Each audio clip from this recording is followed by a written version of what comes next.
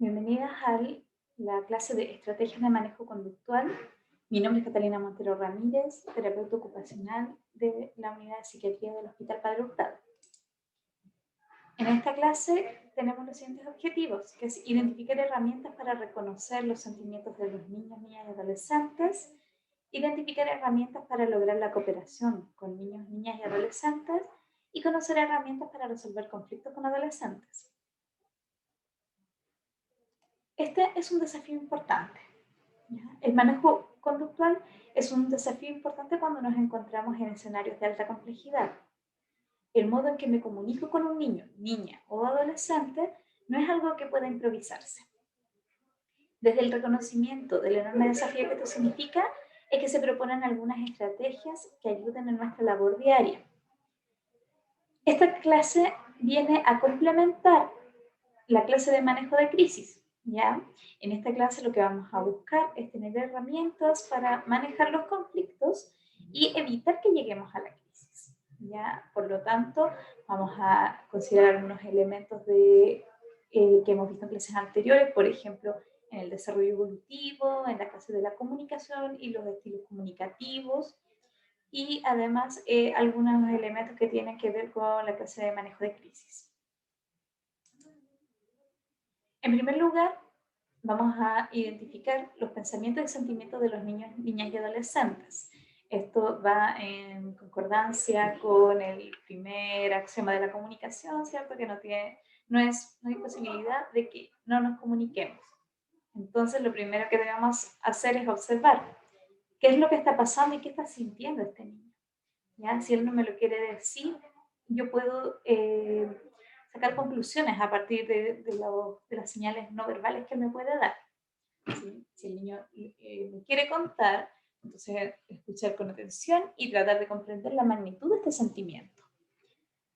Ya muchas veces lo que siente el niño por una situación que para nosotros no es grave, para él sí puede ser muy grave, ¿ya? O muy importante, o puede ser algo que lo lleva a una emoción muy intensa.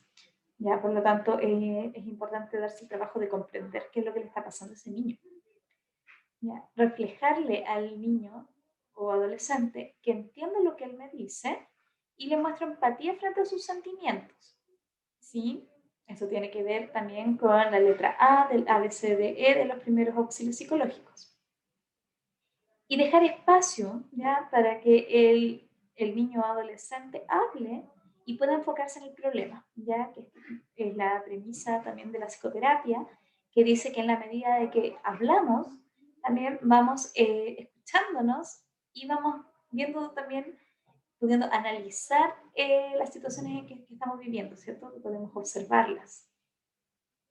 En este caso yo uso frases como, ahora entiendo por qué estás enojado o enojada, o a veces sonidos, ¿sí? Como el ya veo, ¿sí? Y así le damos a entender al niño que lo estamos escuchando, ¿sí? También el parafraseo nos puede servir en este caso. Evitar, en primer lugar, juzgar lo que el niño, niña o adolescente piensa o siente. ¿Ya? Por mucho que el niño esté equivocado o que esté en una situación, no juzgarlo, no decirle, oye, pero ¿cómo te enojas por eso? O mira, eso no es tan importante, no es tan terrible, ya que muchas veces lo decimos como para consolar a los niños, pero en definitiva terminamos juzgándolos. ¿Sí? O mira que eres llorón, mira que como tan sentimental, ¿cierto? O que enojón. Esas cosas no aportan a la situación.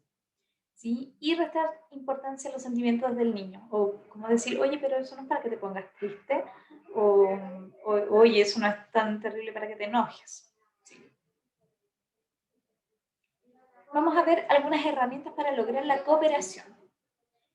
El gran desafío consiste en entender que la forma en que manejamos las situaciones comunes, simples y cotidianas es la que crea la base para manejar las grandes situaciones. ¿Ya? Aquí nos dan como ejemplo que si logramos manejar una situación como pedirle al niño que ordene la mochila o que se despierta en la mañana, eso nos puede resultar una base para poder abordar situaciones como el riesgo del consumo de drogas. ¿Ya? O sea, partimos desde cosas pequeñitas para enfrentarnos a desafíos mayores. Describir los problemas en lugar de dar órdenes. En general no nos gusta recibir órdenes, ¿ya? Menos a los adolescentes, a los niños, ¿cierto? El tono, el momento y el ánimo con que se desarrollan estas situaciones va a influir en la respuesta que obtendremos, ¿sí? Cuando solo se dan órdenes, se produce enojo y resistencia. Describiendo el problema, invitamos a los adolescentes a volverse parte de la solución. Si se dan instrucciones, dar una a la vez y usar un tono de invitación, ¿ya? Aquí recordemos que algunos trastornos también, o a algunas edades de los niños, vamos a encontrar más resistencia, ¿sí? Puede ser que yo use un tono de voz neutro y el niño lo pueda interpretar de una forma mucho más agresiva, ¿ya? O puede ser que yo simplemente use un tono que sea un poco más firme. Hay personas que por naturaleza tienen un tono que da la sensación de que mandan y que puede generar una reacción en la otra persona que no va a ser para nada favorable, ¿ya? También tener atención esto, cuando decimos dar una instrucción a la vez, ¿ya? Porque si damos varias, la persona, en primer lugar, no se va a sentir cómoda con eso, se va a molestar, pero además podemos tener dificultades de comprensión o de atención. Entonces escuché la primera y ya después no puse atención a nada más, ¿ya? Entonces, por ejemplo, cuando hablamos de describir el problema, podemos decir cosas como lo que tengo aquí. Hoy tenemos muchas tareas. Si no las hacemos pronto, no tendremos tiempo de ver una película. ¿Sí? O vamos a ordenar la mesa para que podamos almorzar. Ya. Una instrucción. Vamos a ordenar la mesa. Y vamos a hacer la actividad. Yo me incluyo en la actividad, ¿sí? Y que eso ya le resta muchísimo de orden. Cuando yo me involucro en la acción que se va a hacer, ya no estoy mandando. En lugar de atacar, expresar. ¿Sí? Aquí me voy a salir de la imagen. Porque esta imagen es importante, ya la vamos a revisar. Cuando no nos obedecen o colaboran, nos molestamos. Y una de las respuestas más fáciles en estos casos es atacar. Y el atacar comienza la escalada. ¿A qué me refiero con escalar? Que muchas veces empezamos a subir el tono de voz, más que el tono, el volumen. ¿Sí? Empezamos a subir el volumen, la otra persona nos contesta con el mismo volumen o mayor, yo continúo subiendo el volumen y terminamos ambos, es como que fuésemos por la escalerita, uno sube un peldaño, el otro también sube y el siguiente también sube y así hasta llegar arriba donde terminamos todos gritándonos, ¿ya? Y peleando. Al expresar lo que sentimos es más fácil ser escuchados, ¿ya? Entonces cambiar el grito por una expresión honesta de lo que sentimos. Recuerda usar un tono de voz adecuado y no caer en descalificaciones. Ya esto es un ataque siempre. Si yo le digo a niños que tú eres flojo, que eres maleducado, ya estamos atacando y perdemos bastante la validez de lo que estamos diciendo. Entonces, cambiarlo por frases que pueden ser mucho más expresivas desde lo emocional, ¿cierto? Y que a la persona simplemente le dan información, como estoy decepcionada, esperaba que ayudaras hoy con el orden de la casa. ¿Sí? Entonces cambiamos el ataque por expresar. Y en lugar de culpar, dar información. ¿Ya? Esto es súper importante. ¿Ya? Culpar a un niño, niña o adolescente resulta contraproducente. ¿Ya? Únicamente logramos que se moleste, que se vuelva oposicionista y que no quiera cooperar en nada de lo que le solicite. Además, la culpa resulta muy humillante, ¿ya? Cuando queremos resolver conflictos en general no logramos nada buscando culpables, ¿sí? Tenemos que intentar resolver la situación. Entonces, si el niño, niña o adolescente cometió un error, podemos indicarle la forma correcta para que lo corrija la próxima vez, ¿sí? Aquí puse un ejemplo que a lo mejor puede ser un poco extremo, ¿ya? Pero vamos a entender que es una situación que se puede dar. Dice, por ejemplo, si una niña pequeña resulta quemada con la estufa mientras jugaba, podemos decirle a las mayores, ¿cierto? Cuando jueguen con niñas más pequeñas, asegúrense de apagar antes la estufa. ¿Ya? Vamos a suponer que esta fue una quemadura leve, ¿sí? Algo muy pequeño. Ofrecer opciones. Ya cuando notamos que un niño o adolescente ha tomado decisiones poco acertadas, En lugar de negárselo, ya decirle que no, o darle una orden, podemos darle opciones de hacer algo diferente. Por ejemplo, si un niño se pone en ropa en mal estado cuando va a salir, proponerle una prenda distinta o usar algo sobre la que ya tiene puesta. ¿Ya? Decirle frases como, oye, si mejor te pones esta polera, ya no entrar en la descalificación o en la orden de, oye, cámbiate esa polera, o cómo te pones esa polera que está toda rota, ¿cierto? No, sino que darle una opción o mostrarle dos poleras y decirle, mira, esta vez, ya, pero no darle tantas opciones tampoco. Dilo con una palabra. Para los niños, niñas más pequeños sobre todo, mantener la atención en un sermón o una serie de instrucciones que debe seguir suele ser un trabajo bastante difícil, ya, básicamente por las habilidades que se tienen en edades tempranas. Para los adolescentes escuchar un sermón resulta muy tedioso y realmente no pondrán atención a lo que sea que se les diga. Todos nos acordamos cuando éramos adolescentes y nos empezaban a sermonear y la mente se iba a cualquier otro lugar o uno simplemente se negaba a poner atención. Por este motivo es mucho más efectivo señalar el objeto o el objetivo que tenemos, ¿sí? ¿Dónde queremos que el niño o adolescente ponga la atención? Entonces, por ejemplo, señalar con el dedo los cuadernos tirados en el suelo diciendo tus cuadernos, ¿ya? Como tus cuadernos, ¿sí? El niño entiende que yo lo que quiero es que él los recoja, ¿sí? Pero no voy a hacer el sermón, decirle, pero ¿cómo? Si tienes estante, mire que no cuidas tus cuadernos, te tienen que durar todo el año, y etcétera, etcétera, etcétera. Una gran cantidad de cosas que podríamos decirle a los niños en ese caso. ¿Ya? Entonces, con una frase, o por ejemplo, si un niño llega tarde, decirle, oye, la hora, ¿sí? Y con eso también le estamos diciendo, la próxima vez llega más temprano. Usa el humor, ¿ya? Sea creativo. Sustituyendo la crítica por el humor, cambiamos la disposición del ánimo y alentamos en todos el espíritu de juego. Por ejemplo, si un niño se niega a hacer su cama, proponerle una competencia de quién va a hacer la cama más rápido. ¿Ya? Aquí también muchas me habían comentado anteriormente que también tenían estas estrategias para trabajar con las niñas y que, por ejemplo, inventaban una canción, entonces las niñas enganchaban con esto y decían, ok, ya, sí, no querían ayudar, pero se acordaban de la canción y empezaban a cantar la canción y lo hacían finalmente, ya que son estrategias súper útiles. En lugar de insistir, decirlo por escrito. Ya algunos adolescentes se demoran más en responder a un recordatorio razonable. Ya le podemos decir 30 veces que hagan la cama. ¿Ya? A menudo la palabra escrita logra lo que la palabra dicha no puede. Por eso siempre se recomienda que las rutinas, por ejemplo, estén escritas. ¿Ya? En lugar de estar siempre recordándoselo, que estén escritas.